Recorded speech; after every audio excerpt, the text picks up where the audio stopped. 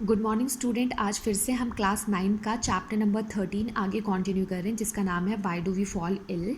आज का जो सब टॉपिक डिस्कशन में है वो है हमारा कॉजेज़ ऑफ डिजीज़, कि डिजीज़ किस वजह से होती है।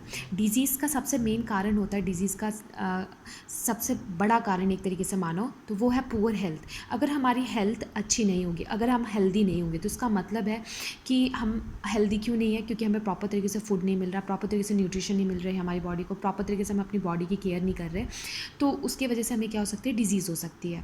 तो उसी को हम कॉजेज़ ऑफ डिजीज़ में सबसे बड़ा मेन कारण किसको मानते हैं, पुअर हेल्थ को। Second is a lack of nutrient and sufficient food. अगर हमारी बॉडी को प्रॉपर तरीके से न्यूट्रिशन नहीं मिल रहा और सफिशिएंट फूड हमारी बॉडी को नहीं मिल रहा, जिसकी वजह से हमारी बॉडी में ग्रोथ एंड डेवलपमेंट अच्छी तरीके से नहीं हो रहा, तो अगर डेफिशिएंसी है किसी चीज़ की, न्यूट्रिशन की डेफिशिएंसी है, तो इसका मतलब हम डिफरेंट टाइप के डिजीज़ से क्या होंगे, प्रभावित होंगे। जैसे एग्जाम्पल के लिए आप ले लो विटामिन ए। अगर आपकी बॉडी में विटामिन ए की कमी होती है, तो इसका मतलब आपने पहले ही पढ़ा है कि आपको क्या होता है, नाइट ब्लाइंडनेस। इसी तरीके से हमारी बॉडी में अगर आयरन की कमी होती है तो हमें अनीमिया हो जाता है। ठीक है। थर्ड चीज़ the lack of the public service. Lack of public service का मतलब अगर आपके आसपास का वातावरण नीट एंड क्लीन है, तो इसका मतलब आप हमेशा हेल्दी रहोगे। अगर वातावरण नीट एंड क्लीन नहीं है तो आप हेल्दी नहीं रहोगे, हाइजीनिक प्रॉब्लम होगी। जैसे एग्जाम्पल के लिए आपका जहाँ घर है वहाँ बहुत सारा कूड़ा इकट्ठा हो गया, तो वहाँ पर स्मेल आएगी, और वो स्मेल आप इनहेल करोगे तो क्या आपके लिए ठीक है? नहीं, कहीं ना कहीं आप रेस्पिरेटरी प्रॉब्लम से फिर क्या होगे, सफ़र करोगे। Third is the heredity reason. Heredity reason का मतलब होता है वो बीमारी जो पीढ़ियों से चली आ रही है, कि अगर आपके पूर्वजों को वो बीमारी थी तो कहीं ना कहीं आपकी पीढ़ियों को भी वो बीमारी हो सकती है, पॉसिबिलिटीज़ होती हैं। उसी को हम किसका नाम देते हैं, हेरिडिटी रीज़न का। नेक्स्ट आता है कि बहुत सारी ऐसी डिजीज़ होती है जो पैथोजेंस के वजह से होती है, माइक्रो ऑर्गेनिजम्स के वजह से होती है। और वो माइक्रो ऑर्गेनिज्म कौन कौन इन्वॉल्व हो सकता है, बैक्टीरिया, फंगी, प्रोटोजोन्स, वॉर्म्स, ये सब किसके अंदर आ जाते हैं, कॉजेज ऑफ डिजीज़ के अंदर। Next is the infection. Infection का मतलब अगर हम बॉडी को नीट एंड क्लीन रखेंगे तो हम क्या होंगे, इन्फेक्शन से बचे रहेंगे। और अगर हम अपनी बॉडी का प्रॉपर तरीके से अपना केयर नहीं करेंगे तो कहीं ना कहीं हम क्या करेंगे, इन्फेक्शन से क्या नाम है, ग्रस्त होंगे। जैसे एग्जाम्पल के लिए अभी जो आप देख रहे हो, कोरोना वायरस के बारे में सुना ही आपने, कोविड-19 वायरस की वजह से हो रहा है ये। तो ये क्यों हो रहा है, क्योंकि वो एक इन्फेक्शन डिजीज़ है, मतलब एक पर्सन से दूसरे पर्सन में क्या हो रही है, ट्रांसमिट हो रही है ना। आपने सुना ही होगा क्यों हो रही है, क्योंकि इसलिए बोला जा रहा है ना कि हमें क्या करना चाहिए, सोशल डिस्टेंसिंग का फॉलो करना चाहिए। तो ये चीज़ इसके अंदर इन्वॉल्व है।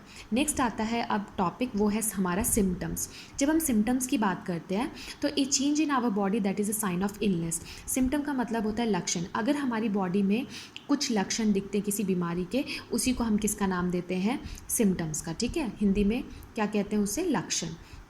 अब आप बीमार हो तो कहीं ना कहीं आपको लक्षण नज़र आएंगे ही आएंगे। जैसे एग्जाम्पल के लिए किसी को मलेरिया हुआ, तो आप पहले मलेरिया हो तो आप देखोगे, बोलोगे हाँ आपको मच्छर ने काटा था, तो आपको कल से फीवर होना शुरू हो गया, या आपको ठंड लग रही है। तो ये सब चीज़ें सिम्टम्स देख के आप सोचते हो मलेरिया हो गया। फिर आप क्या करते हो, डॉक्टर से कंसल्ट करते हो और डॉक्टर को अपने लक्षण बताते हो। जब डॉक्टर को आप लक्षण बताते हो तभी जाके वो आपको क्या करता है, मेडिसिन देता है उसी चीज़ को लेके। ठीक है।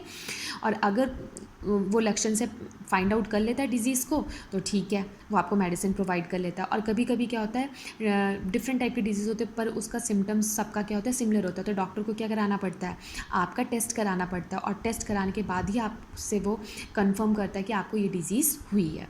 इसी तरीके से एड्स है, ये सेक्चुअल कॉन्टैक्ट की वजह से होती है। इसके जो सिम्टम्स होते हैं वो loss of weight, bleeding and fevers, inflammations in lymph glands, मतलब आपका इम्यूनिटी पावर एक तरीके से क्या होता है, वीक होता चला जाता है। कॉमन कोल्ड जो है, रनिंग नोज़ होती है, हेड एक होता है, माइल्ड फीवर होता है। आपको पता ही है कि सर्दी हो जाती है तो आपकी नाक बहनी शुरू हो जाती है, सर दर्द होता है और काफ़ी फीवर आता है। तो ये सब चीज़ें किसके अंदर आ जाती है, सिम्टम्स के अंदर।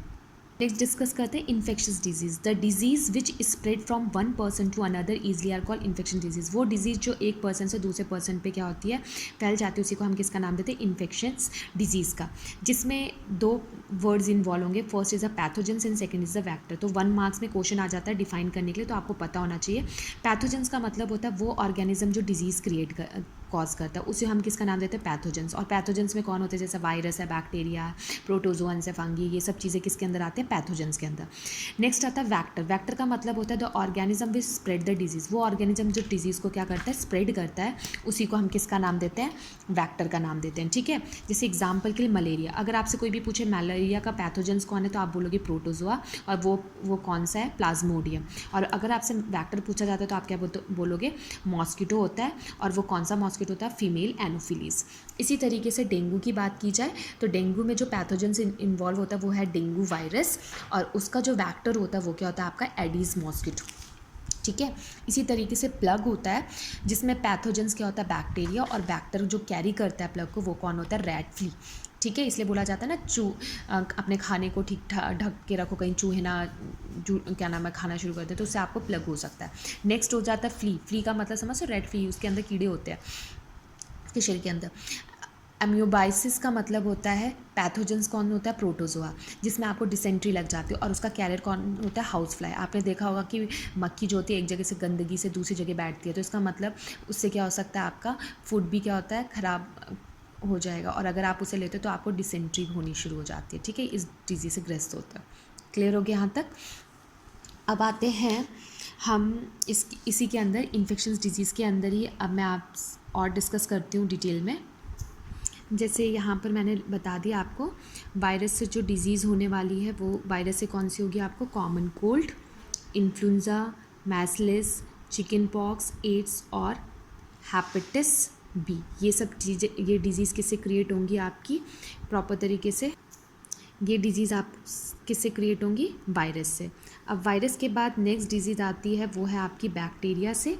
तो बैक्टीरिया से आपकी जो होंगी वो है एंथ्रेक्स, कॉलेरा, टाइफाइड, टीबी और टिटनेस। इसी तरीके से फंगी से स्किन इन्फेक्शन होगा, प्रोटोजोन से मलेरिया, काला आजार, अमीबा, स्लीपिंग सिकनेस। ठीक है, और इसी तरीके से आपका वॉर्म से इंटस्टिशियल इन्फेक्शन और एलिफेंटीज होगी। अब नेक्स्ट है हमारा non infectious disease. The disease which do not spread from one person to another is called non infectious disease. वो डिजीज़ जो एक पर्सन से दूसरे पर्सन में स्प्रेड नहीं होती उसे हम किसका नाम देते हैं, नॉन इन्फेक्शियस डिजीज़। इसमें टाइप्स हैं, डेफिशिएंसी डिजीज़ होती है, एलर्जिक होती है, एडिक्शन होती है, कैंसर होती है और मेंटल डिसऑर्डर। ये सब किसके अंदर आ जाती है, नॉन इन्फेक्शियस डिजीज़ के अंदर।